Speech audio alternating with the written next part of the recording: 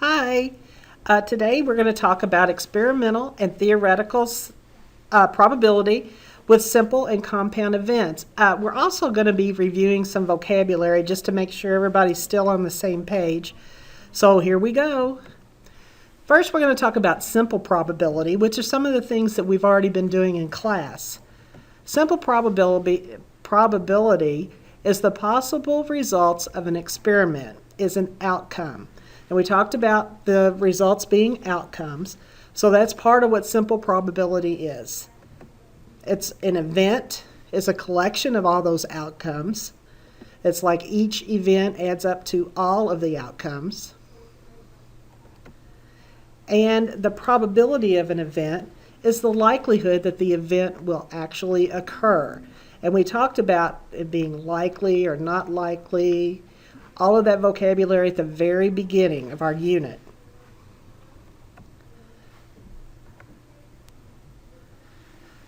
Theoretical probability of an event is the number of favorable outcomes over the number of total outcomes.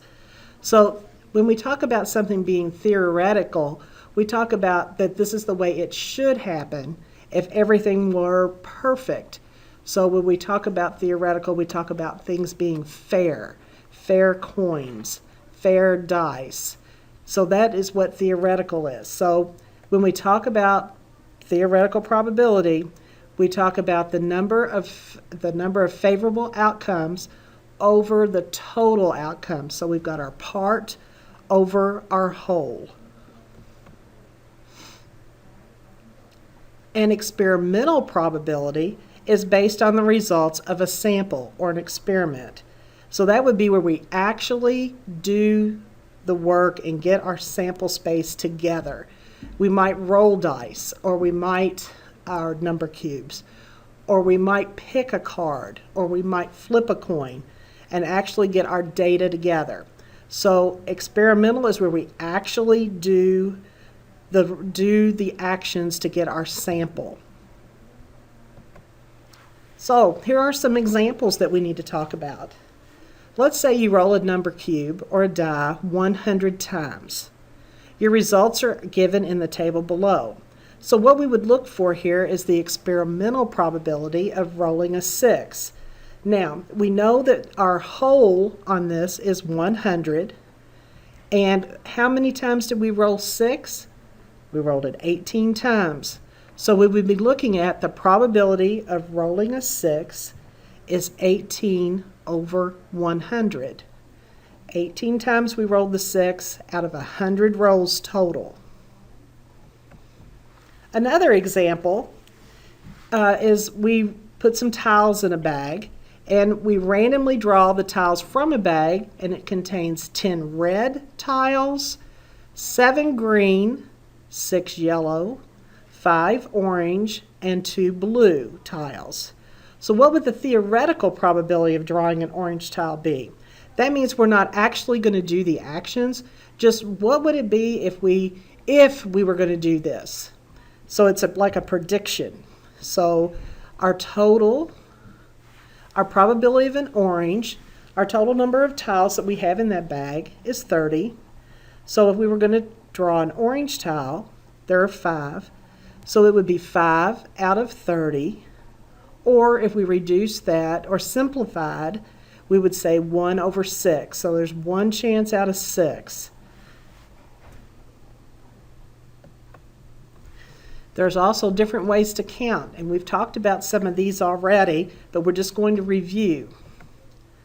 We talked about the tree diagram, and it's a method used to count the number of outcomes an event has. A complementary probability is one event or the other, but not both must occur. So that's like you're complementing the other one.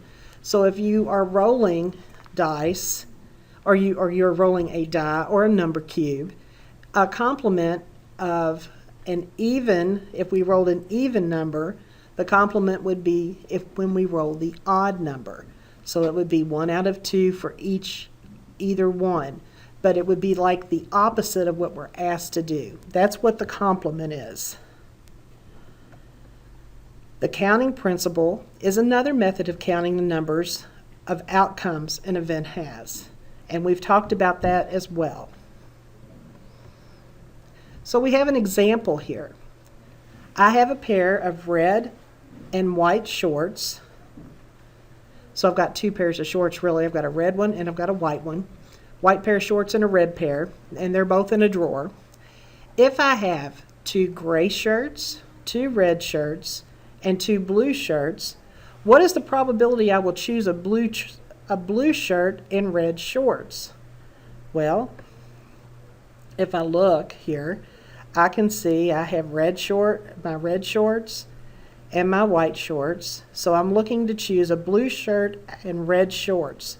So I've got blue shirt, there's two of those, and my red shorts. So let's see what we're going to get here. So there's possible 12 outcomes. So if we count 1, 2, 3, 4, 5, 6, and then with our white shorts we have 6 as well. So 6 plus that 6 is 12.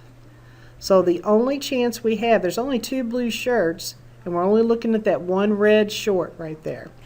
So we're looking at 2 out of 12, or 1/6. Another example would be, how many different sandwiches can I make? If I have white and wheat bread, ham, turkey, or bologna, and Swiss or American cheese. So we're going to use the counting principle. So this is like when we take the numbers and we multiply across. So we got bread, meat, and cheese. Make ourselves a little chart. There's two options for bread, white or wheat. We have three options for the meat. We have a choice of ham, turkey, or bologna. And we have two options of cheese because we either have Swiss or American. So when we talk about the counting principle, we're talking about just multiplying all the way across there. So we have 2 times 3 times 2, and that is 12. So I could make 12 different sandwiches with the choices that I've given there, with 2 different kinds of bread, 3 different types of meat, and 2 different types of cheeses. Another example, you and 7 friends contribute money for a gift. Everyone's name is put into a hat. The person whose name is chosen at random gets to pick the gift. So you and 7 friends, so that makes 8 people altogether. So there's 8 names in that hat. So the probability that your name is going to be chosen would be 1 out of 8, because your name's only going to be in there one time, and there are 8 people total, counting yourself. What is the probability that your name will not be chosen or is not chosen? Well, it's going to be the complement, which would be what is left over, 7/8. When we talk about the complement, when we have an event and we talk about its complement, we look at what both of those numbers together, when we add them, will equal 1. Compound events. And a compound event is when we have 2 or more events occurring at the same time. Now, that's a lot of words with events and events, but a compound event is when 2 or more are occurring at the same time. Independent events are independents where there's only one event and it does not affect the other event. So an independent event is one that just happens on its own. It doesn't have anything that it's working with, like it's not going to be matching up shoes and socks, because it's not going to be looking at what type of socks are going into what kind of shoes. A dependent event is one event that directly affects the other event. One event that directly affects the other events. So all of those things together, let's look at a few examples. If you have a green number cube and a quarter, what is the probability that you will roll an odd number and toss heads. Huh. Now, do you think this is an independent or a dependent event? Well, think about that for just a second. Write down what you think. It's independent.